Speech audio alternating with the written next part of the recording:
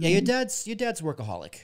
Like your dad's involved in Rotary, right? He's involved in his business. He sells the real estate, and he's got 3 phones aside for like my leg.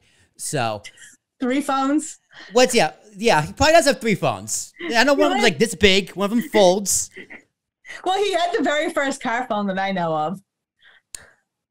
They had car phones way back, like way back when. Before you were born. Right. Yeah, I would sit in the car, and it was like the size of a home phone, and it had a microphone attached, like up on the driver's side next to the visor. So what's it like working with your dad? Good question. It's actually pretty good. I enjoy it because the good thing for me is we know each other well. We know each other's quirks and stuff, and like, when I'm overwhelmed or whatnot, I can reach out and just be like, I'm in overwhelm mode. Where do I begin? Mm-hmm. And I don't even have to do that most of the time anymore because I'm like, income producing activities and the most urgent and highest, the most urgent, anything that needs to be done like immediately, like a closing tomorrow. Well, that's what we're focused on today is the closing. If someone calls and needs something for the closing, we're jumping. Right. Because the closing is the most important part of our business. Like, well, not the most. Yes. Well, it's real estate. No, it is. It is the most. It's real estate, right? You always got to be closing. And you guys do commercial real estate. Yes. Now, why do commercial as opposed to residential? Because that's what Uncle Jay's been doing for 30 plus years. Well, why did he? Well, I should probably ask him then. Best of your knowledge, why did he choose commercial as opposed to residential? More money, more opportunity, or just more churn? No one else was really doing it. Interesting. Is what I think. That's what I think. Now, I was in the office. I was that little office rat who would love to go to the office and be there and, help make copies and use the typewriter that no one knows how to use these days. But I think it's because no one was doing it. And he was just,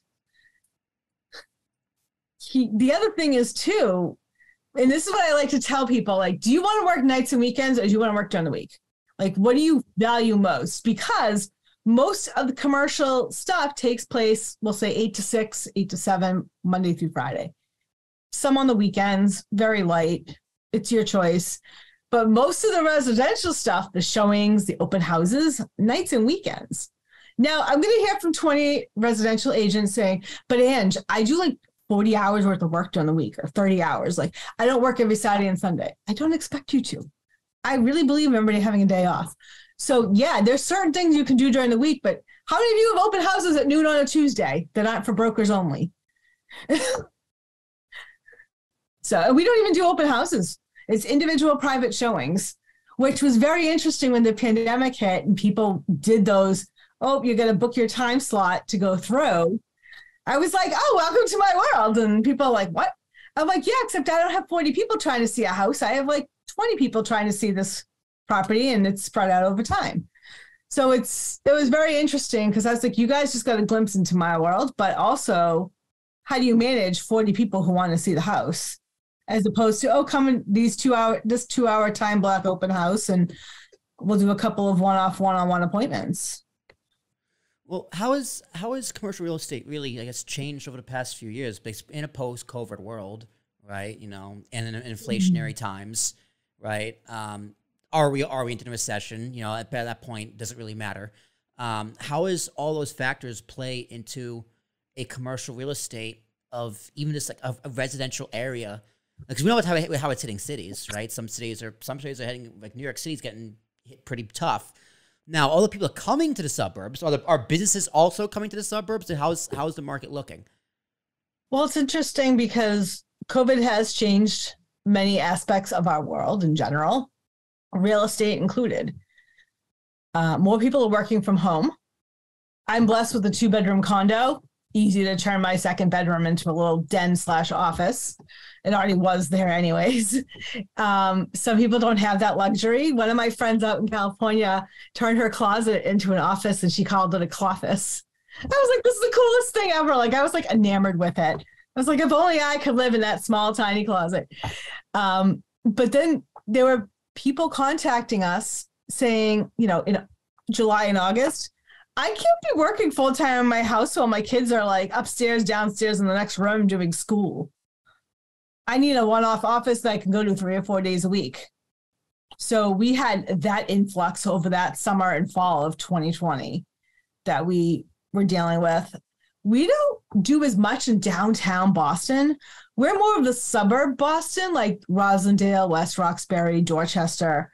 So we're not as affected as those people like at One Financial Place, for instance, or whatnot, or on State Street. We're not as affected because Dad's whole business in the Braintree, Quincy, Weymouth, Rockland, Norwell, Hanover area. Like that's where he started and really got to know all the properties. I think half of our properties are in Norwell right now that we're leasing or selling. So well, not really, I'm exaggerating. A third, let's say. Like I feel like if I look at 10 properties, 3 of them are in Norwell. But it's a slower shift than in other areas because people just aren't sure where things are going to be in 6 months and 12 months and 2 years. Do they give up those big offices? Some of them want them because there's room to spread out. Some people can work virtually. Like, for instance, there's certain professions where you could basically be like 95% virtual. For instance, real estate, you're a road warrior. You go to the property to show the property, to see the property. So there's a difference there. Like, as long as I have an internet connection, I can work. Right. I can do some work on my phone, but as long as I have an internet connection on my laptop, I can do almost anything for work that I need or want to do. I mean, there's a big benefit to any industry, right? Being in person, right? Even my industry, right? Production, podcasting. Mm-hmm. It would be great if you were in New Jersey and we could go to the studio in Montclair and record this in person. You know, it would be like Michael and I did. That'd be great. But you're in Massachusetts and I'm in Hoboken. So luckily, I can do this remotely. The same thing with my 9-to-5 job, right? We're a hybrid. We're Wednesday, Thursday in the office, which is great because it's a nice break because I'm not stuck in this office all day long. And I'm not just like alone in this apartment by myself while Jazz is off at work or whatever. So I like the hybrid model because it gives me the best of both worlds. It's a nice break from this apartment. It's a nice break from my life. And I just kind of get to hang out with people, actual people in the office who I consider my friends and get some work done. It's really cool seeing everybody. But then again, I also love waking up at like 8:50 and then just kind of getting out of bed, putting some pants on and hopping in my office and turning my computer on right at 9 o'clock. So you're like my brother. You like to sleep in, don't you? I do. I'm a night owl, right? I'm a total night owl. I will get more work done between the hours of 4 and 8 o'clock at PM than I will between 9 and noon. My peak is 9:30 to 12:30 and like 4-ish to 6-ish. Yeah. So yeah, you have these 2 or 3 hour windows where it's just like it's go time. And being remotely, it lets me kind of work those hours as I want. You know, as long as the job gets done, right? As long as the job gets done, who cares when and how I do it?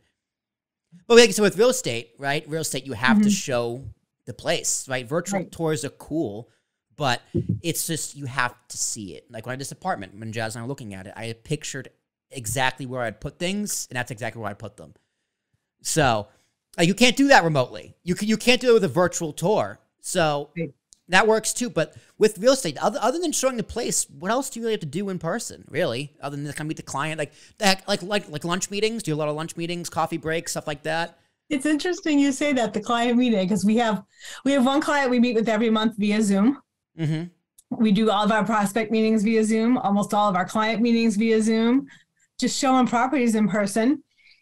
Other in-person stuff. So we made a big shift when COVID hit. We don't do as many coffees in person. They're now virtual coffees. Networking is now, there's more in person now than there was a year ago. And that's good because the one little piece I forgot is that I'm an outgoing extrovert. So I like to be around people. I get energized being around people. I can pull off a 10 or 11 hour day if I have a mix of quiet work and being around people. It's really kind of cool. Like you don't even think it's 10 or 11 hour day. And I'm like, yep, I started at 8 and it's like 7:30. I'm just like finishing up. Just took my lunch break, just worked. But so I've actually been on Zoom longer than pre-COVID. And my team went virtual probably in Q4. And we moved all of our team meetings to virtual via Zoom. It's convenient so that if anybody's traveling, they can hop on wherever they are. They don't have to come to Braintree to the office, which we downsized our office and then we just upsized it last year or a year and a half ago. But the new business model kind of is do as much as you can virtually for efficiency. Like I can meet 4 people in a day in the course of a morning in 2.5 hours. Whereas before it would take, I couldn't do 4 people in 2.5 hours in the morning. I'd be lucky to get them all done in the morning. So it's definitely increased efficiency that way. I don't know if that answered the question. No, it's perfect because it is efficiency, right? It's all we do lunch meetings once in a while. I mean, I don't do that many, but I am slowly bringing them back and trying to do 1 or 2 a month. Mm-hmm. You know, the biggest some part of those are lunches with friends, for instance. So, you know, a lot of friends want to do stuff during the week as opposed to the weekend. So I'm just shifting. I've started shifting some of my work to the weekend that I can do quietly with, you know, behind the scenes. Yeah, the busy work, the paperwork, as we like to say. Paperwork. Right. The catch up. Oh my God, my desk looks like a bomb went off. Let's clean up. The emails. Me and you and I are big emails on the weekends. Well, that's what I do a lot of my podcast stuff. Monday, Friday, Saturday, Sunday. Yep.